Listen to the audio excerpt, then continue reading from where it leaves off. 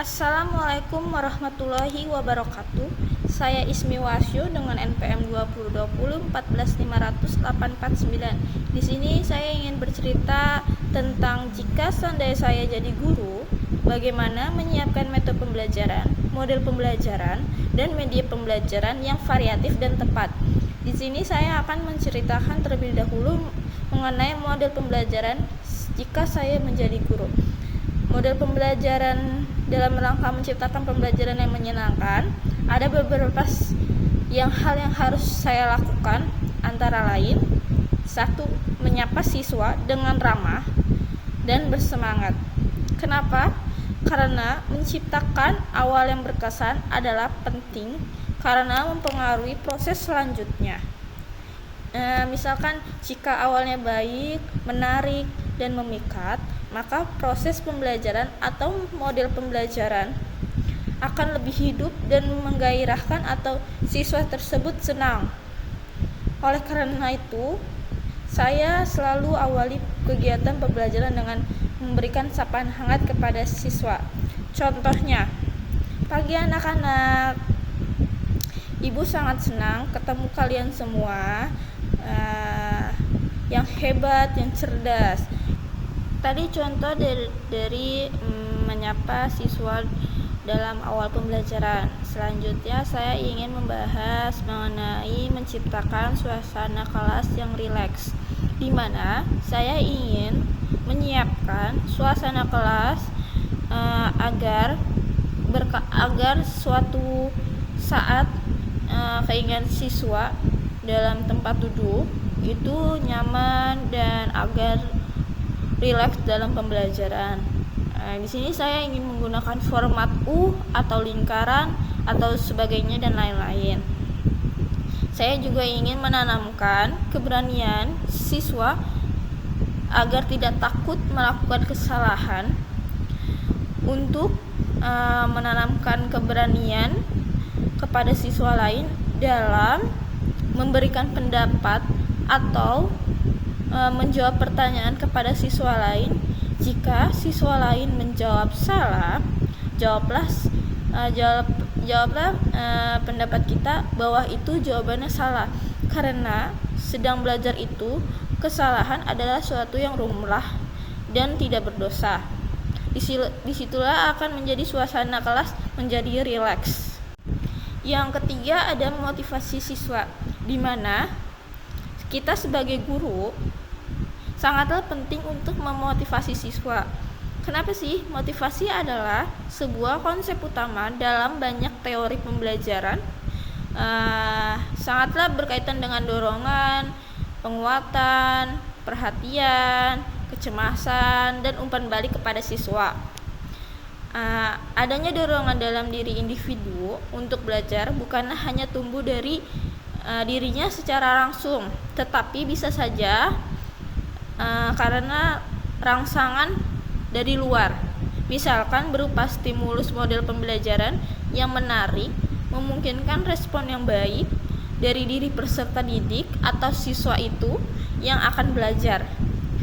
Kenapa sih respon yang baik tersebut akan berubah menjadi sebab motivasi yang tumbuh dalam dirinya, sehingga ia merasa terdorong untuk mengikuti proses pembelajaran dengan penuh perhatian dan antusias, karena metode pembelajaran itu sangat mempengaruhi dalam proses stimulus yang respon yang baik. Maka kita akan memotivasi siswa tersebut untuk belajar. Yang keempat ada menggunakan ice breaking. Dalam pembelajaran ini kita sangat perlu ice breaking ya.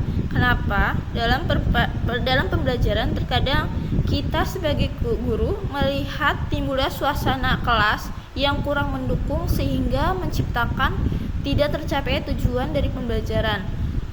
Suasana itu yang dimaksud bagaimana sih? Yaitu kaku, dingin, atau beku, atau siswa tersebut tidak nyaman dalam pembelajaran tersebut, itu menjadi kurang nyaman. Kita melakukan ice breaking berguna untuk menaikkan kembali derajat perhatian peserta atau siswa tersebut. Karena hal ini perlu untuk saya sendiri sih, berdasarkan hasil penelitian, rata-rata setiap siswa untuk dapat berkonsentrasi pada satu fokus tertentu hanyalah sekitar 15 menit saja. Setelah itu konsentrasi siswa sudah tidak lagi dapat memusatkan perhatian atau tidak fokus dalam pembelajaran, maka seorang guru kita sebagai seorang guru harus peka ketika melihat gejala-gejala yang menunjukkan siswa tersebut tidak nyaman. Di sini saya ingin membahas metode pembelajaran, di mana saya ingin menyiapkan metode pembelajaran dalam kelas. 1. Membuat pertanyaan atau tanya jawab. Siswa menuliskan sebuah pertanyaan pada selembar kertas tentang materi pokok yang telah diajarkan atau yang sedang diajarkan di dalam kelas.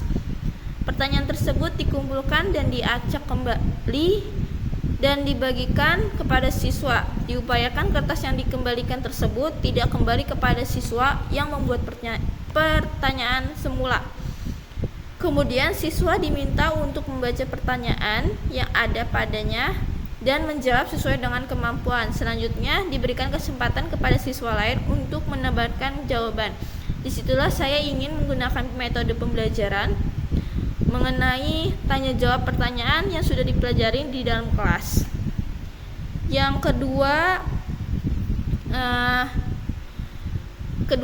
kita sebagai guru, jika sudah selesai mengajar atau memberi pembahasan materi di dalam kelas, guru menetapkan suatu masalah atau pertanyaan terkaitkan dengan materi yang telah atau sedang dipelajari. Setiap siswa diminta memikirkan jawaban masing-masing, kemudian mencari pasangan atau kelompok untuk berdiskusi.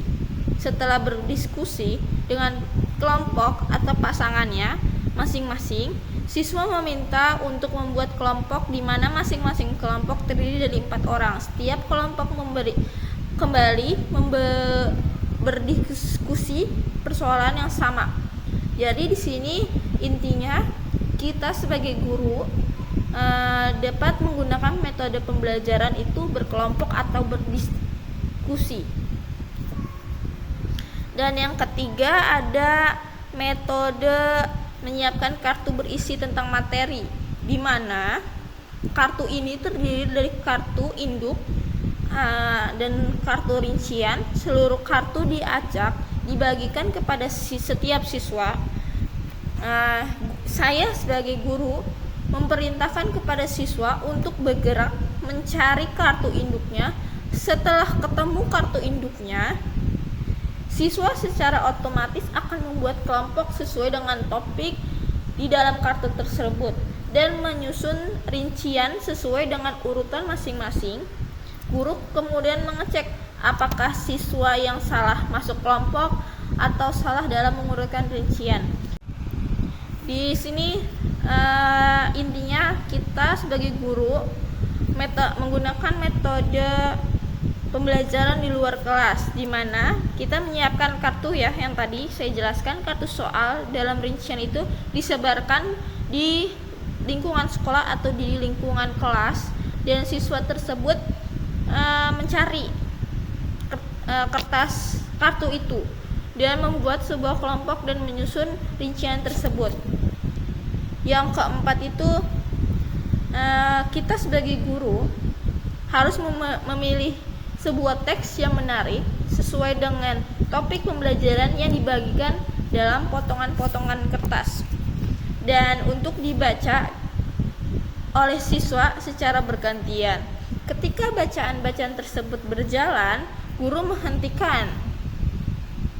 Ya, saya sebagai guru memberhentikan di beberapa tempat atau di poin-poin tertentu. Kemudian saya memunculkan beberapa pertanyaan atau memberikan contoh-contoh. Saya dapat membuat diskusi secara singkat jika para siswa menunjukkan minat dalam baginya tertentu. Di sini saya ingin membahas selanjutnya mengenai menyiapkan media pembelajaran yang variatif dan tepat. Di sini saya ingin menyiapkan beberapa media yang dalam melakukan pembelajaran di kelas. Yang pertama, saya menggunakan media visual, di mana media visual itu contohnya ada gambar, diagram, grafik, dan video. Di situ menjelaskan konsep-konsep yang kompleks. Visualisasi dapat membantu peserta didik memahami informasi dengan lebih baik dan mengaitkan teori dengan dunia nyata. Misalkan, dalam pembelajaran sejarah, saya dapat menggunakan peta atau foto-foto historis untuk membantu peserta didik memahami konteks geografi dan sosial suatu peristiwa. Yang kedua, saya menggunakan metode audio, di mana audio itu sebuah rekaman, podcast, atau musik untuk menyampaikan informasi dengan cara menarik.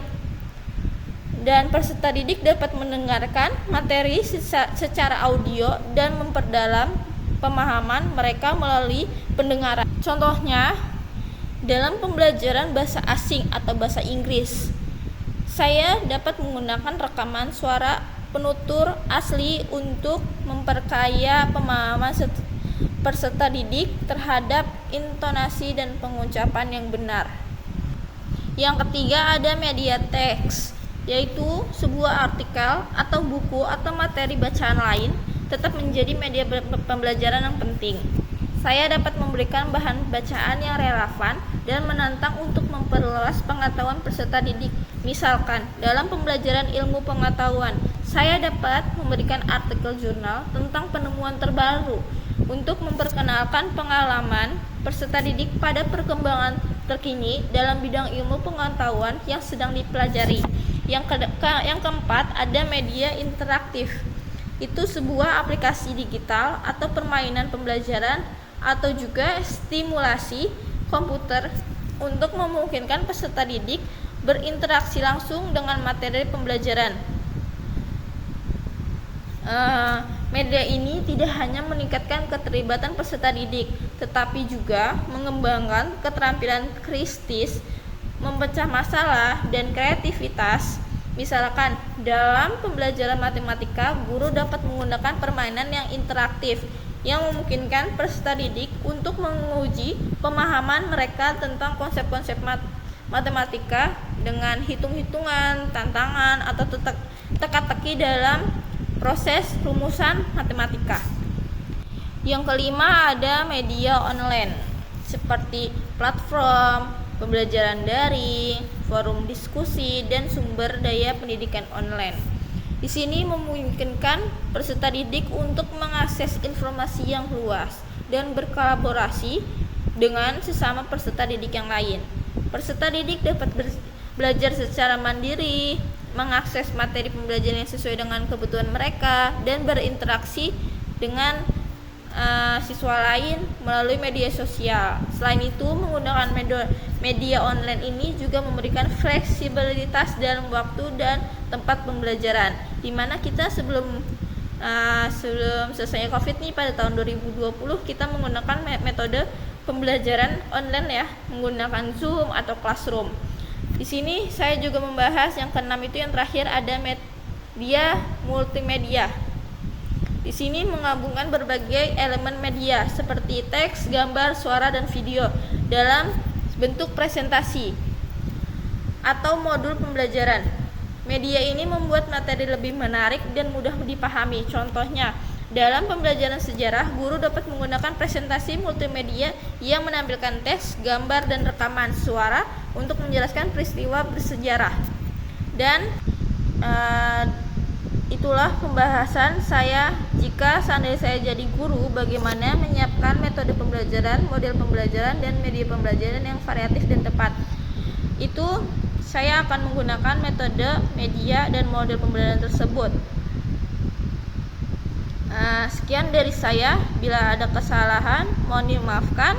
Wassalamualaikum warahmatullahi wabarakatuh. Selamat malam. Terima kasih.